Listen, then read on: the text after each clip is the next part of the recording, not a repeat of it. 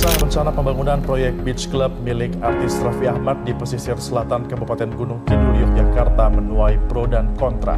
Belakangan muncul petisi di laman change.org yang menolak rencana pembangunan proyek Beach Club di pesisir selatan Kabupaten Gunung Kidul, Yogyakarta menuai protes.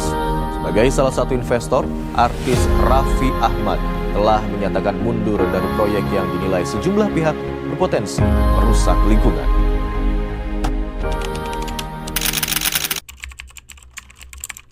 Nggak setuju. Saya kira nggak masalah. Saya nggak setuju. Karena bisa menyebabkan pegunungan Kars ini rusak, menyebabkan kekeringan, krisis air bersih, dan bisa menyebabkan longsor juga. Dilihat bisnisnya juga menguntungkan kok. Beach Club itu jadi ada warna tersendiri, pantai itu tentu akan hidup, akan ramai. Jangan sampai kita ngedahulukan bisnis tapi berdampak pada lingkungan.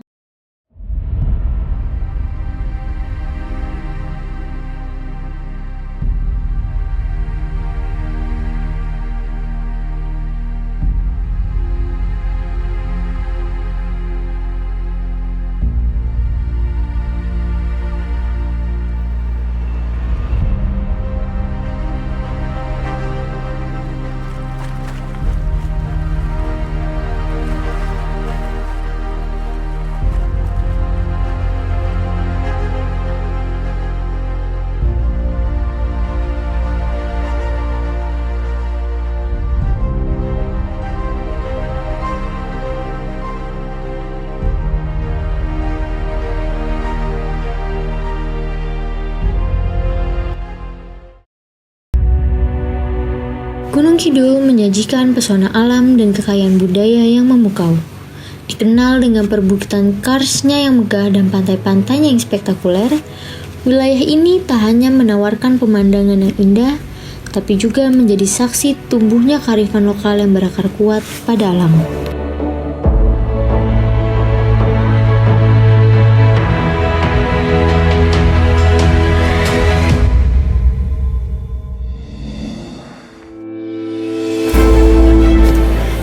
Di balik keindahan bentang alam Kars dan pantainya yang indah, banyak investor yang tertarik melakukan pembangunan komersial untuk kepentingan bisnis.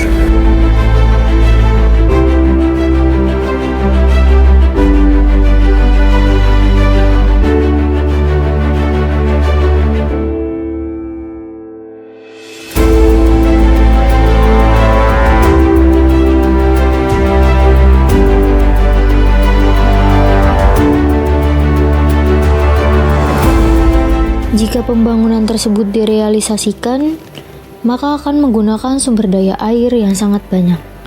Dan apabila pengelolaan limbah dari bangunan komersial tidak diolah dengan baik, dampak yang akan dirasakan lingkungan di masa depan akan sangat buruk.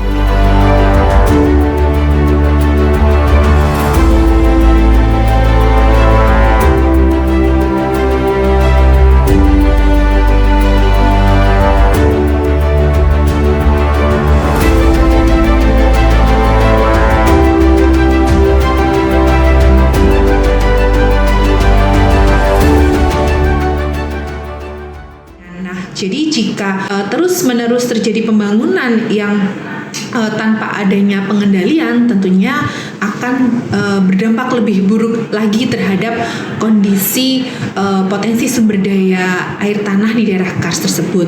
Dan tentunya juga pasti akan mengganggu keseimbangan ekosistem berkaitan dengan flora dan fauna di daerah Kars tersebut. Untuk dampak posisinya sendiri diantaranya tentunya adalah karena daerah Kars ini bisa dimanfaatkan sebagai daerah wisata, sehingga tentunya akan bermanfaat pembangunan ini pada sektor ekonomi.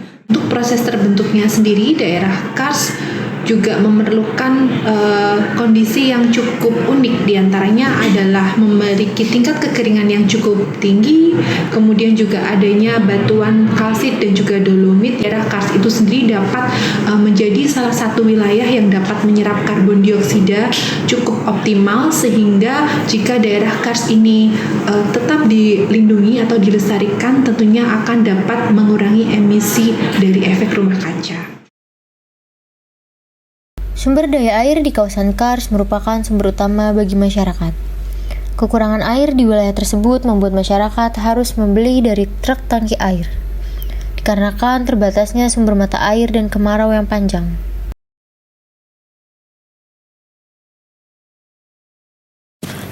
Pembangunan komersial di kawasan Kars akan merusak fungsi dari bentang alam Kars itu sendiri, yaitu sebagai penyimpan sumber daya air dan karbon dioksida yang diakibatkan oleh rusaknya sebagian kawasan Kars. Lahan kars yang terbuka di kawasan ini bukan semata hasil proses alami, tetapi karena adanya campur tangan manusia. Pembangunan besar-besaran seperti proyek infrastruktur dan pengembangan wisata seringkali melibatkan penggalian batuan gamping yang merupakan fondasi utama kars. Kerukan ini merusak permukaan tanah tipis yang selama ini menutupi permukaan kars, meninggalkan lahan yang terbuka dan gersang.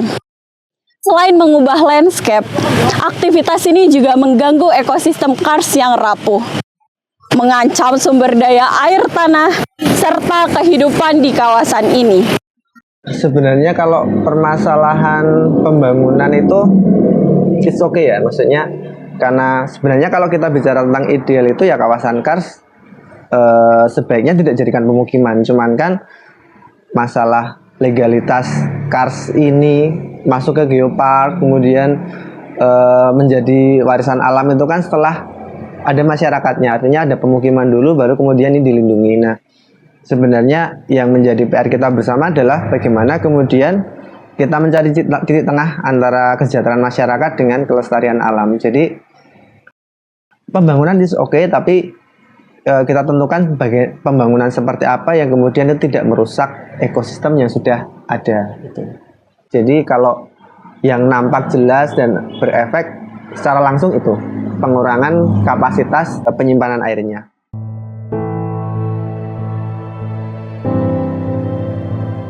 Pembangunan dapat mencemari sumber air bawah tanah, mengganggu siklus hidrologi, dan menyebabkan penurunan kualitas air. Selain itu, pembangunan dapat mengubah aliran air sehingga menyebabkan banjir di daerah tertentu dan kekeringan di tempat lain. Pada akhirnya, kars kehilangan fungsinya sebagai penangkap air hujan, serta perannya dalam mengikat karbon dioksida yang menyebabkan perubahan iklim. Kawasan lindung yang KBAK itu kan termasuk di dalamnya sesuai dengan lampiran 1 di PP 22 tahun 2021 tadi, itu sebagai kawasan lindung ya. Seberapapun besaran kegiatan di dalamnya itu wajib AMDAL. Nah, ketika di tata ruang semua wilayah belum ada RDTR, kemudian OSSRBA tidak dalam sistem OSS-nya tidak mengampu kawasan lindung. Nah, di situ terjadi gap pemanfaatan ruang.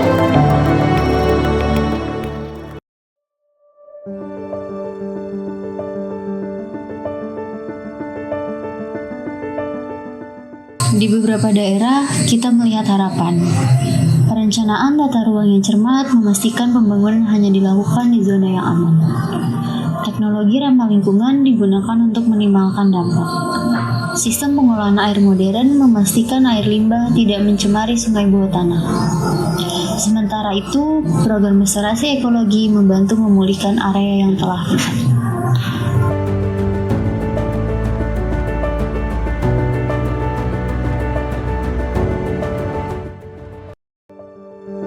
Jaga keberlanjutan alam, lindungi bentang alam Kars untuk masa depan yang lebih baik.